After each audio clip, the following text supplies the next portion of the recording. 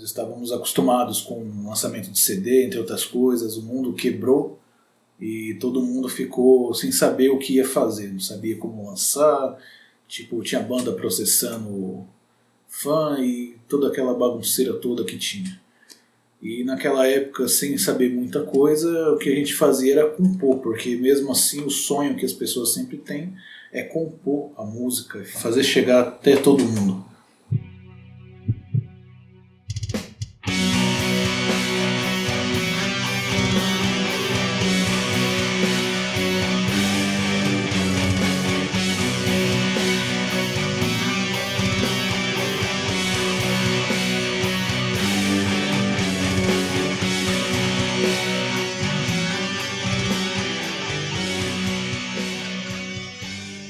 Cry to Myself para mim é uma música de superação.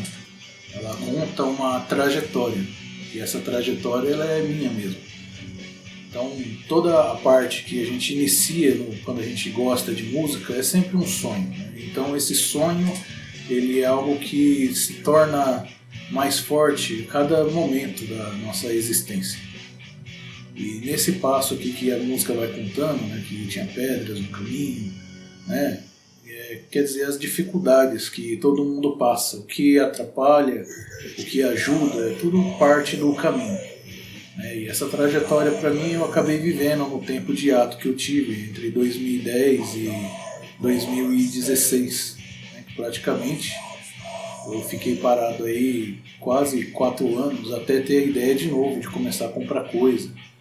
E quando a gente é músico não dá para esquecer, a gente fala que dá, faz outra coisa, mas a gente sempre volta a tocar. Então eu tive que comprar equipamento de novo, fazer tudo de novo.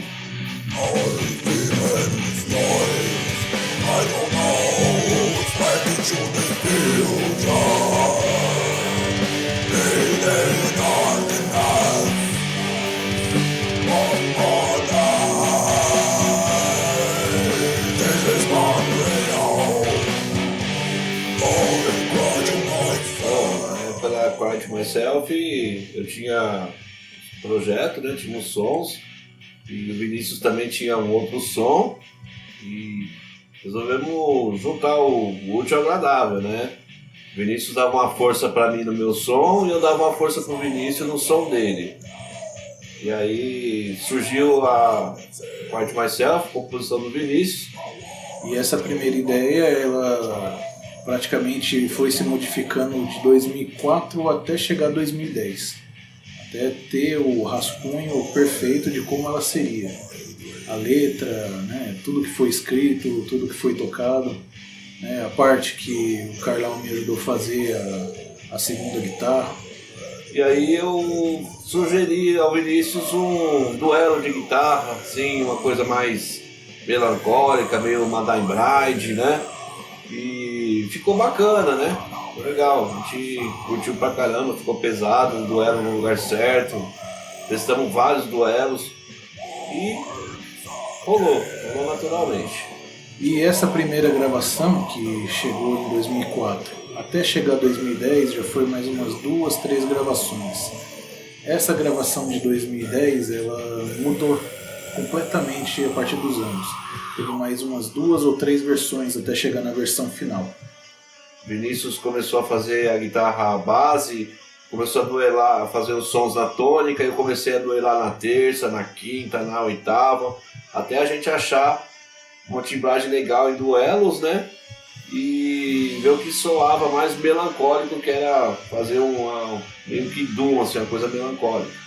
O período que a gente pegou e gravou junto, tocou junto essa guitarra, foi muito legal, porque eu assimilei muito com o Carlão, né? Pegar como fazer a segunda guitarra, né, numa banda, né? Esses duetos em terça, quinta, oitava, foi novidade aquela época para mim, como fazer para timbrar junto de uma forma diferente e ainda ter uma sonoridade bacana, né? Então isso tudo foi quase que uma escolinha para mim, né? E tocar assim, fazer junto esse negócio, mesma afinação, trocar de afinação para fazer isso, testes e mais testes, isso foi muito legal. É uma parte que eu devo a ele por ele me ajudar com esse começo, né?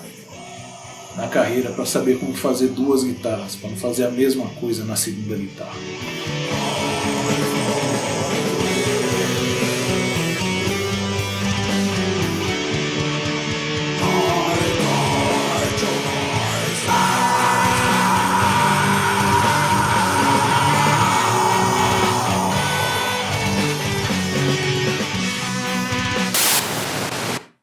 Perguntar aí como que foi aquela época lá, Carlão, que a gente tava fazendo a Crash Myself, né?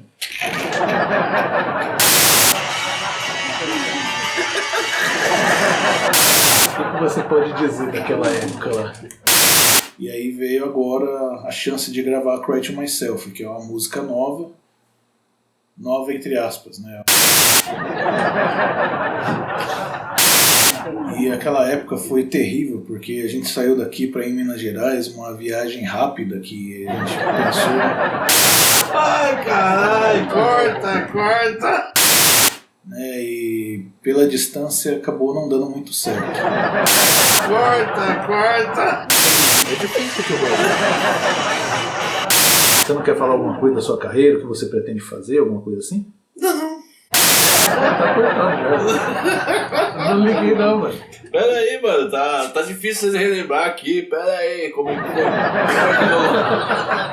rolou? Esqueceu. Como é que rolou a Crash Myself, cara? Foi